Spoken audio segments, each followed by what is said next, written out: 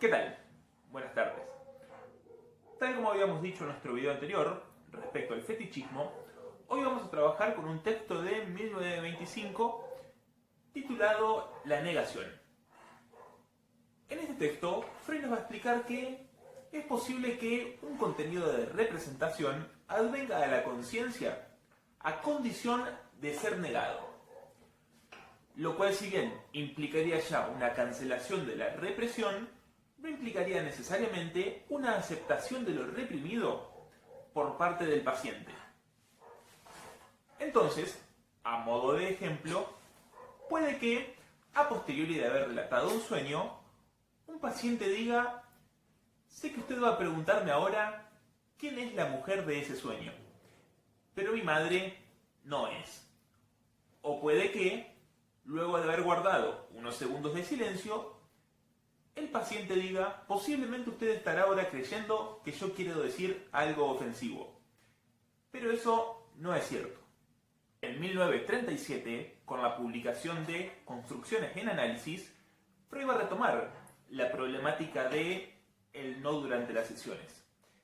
Y por otro lado, haciéndose cargo también de una crítica muy común, no solo en aquellos tiempos, al psicoanálisis, sino también en la actualidad, en las cuales pareciera que si el paciente dice sí, la interpretación que usted ha hecho es acertada, el analista quedaría conforme o estaría muy seguro de la justeza de su interpretación.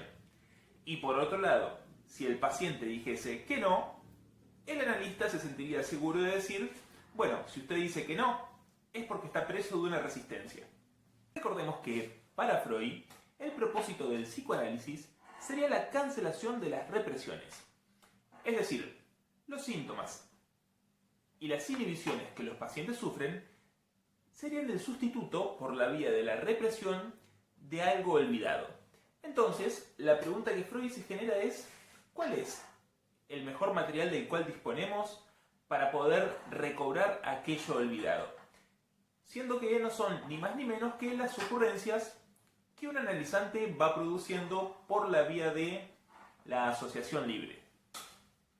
Ahora bien, dice Freud, bueno, un analista no debe recordar nada en particular, sino que, por lo contrario, debe ayudar al analizante a reconstruir una pieza de su prehistoria olvidada. Es también de allí que Freud establezca una cierta comparación entre la arqueología y el psicoanálisis, con la diferencia de que la arqueología trabajaría con un material, si se quiere, ya muerto, es decir, que ha quedado hasta ahí, mientras que la actividad psíquica es algo que continúa aún con vida. Es así que Freud entonces va a producir un distingo entre lo que sería una interpretación y lo que sería una construcción. Una interpretación sería el trabajo que el analista hace respecto a una ocurrencia en particular que el paciente ha tenido, mientras que la construcción tendría que ver con algo que el paciente no puede recordar. Freud va a trabajar entonces el siguiente ejemplo, ¿no? Es decir, lo que podría bien comunicarle a un paciente. Bueno, puede que usted hasta cierta edad se haya considerado el único que tenía derecho por sobre su madre.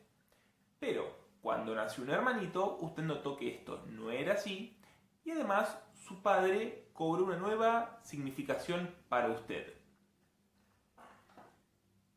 En este sentido, podríamos entonces establecer una cierta conexión con lo que veíamos al principio con esto de la mujer de mi sueño no era mi madre, ¿sí? Podríamos inventar nosotros que en ese sueño el paciente, por ejemplo, estuviese soñando que había allí una madre que él reconocía como madre, pero que no era su propia madre, ¿sí? Es decir, podríamos encontrar ahí cómo la desfiguración del sueño estaría trabajando, pero en la medida en que se van produciendo nuevas ocurrencias, todas estas ideas van cobrando un cierto estatuto de verdad para el paciente.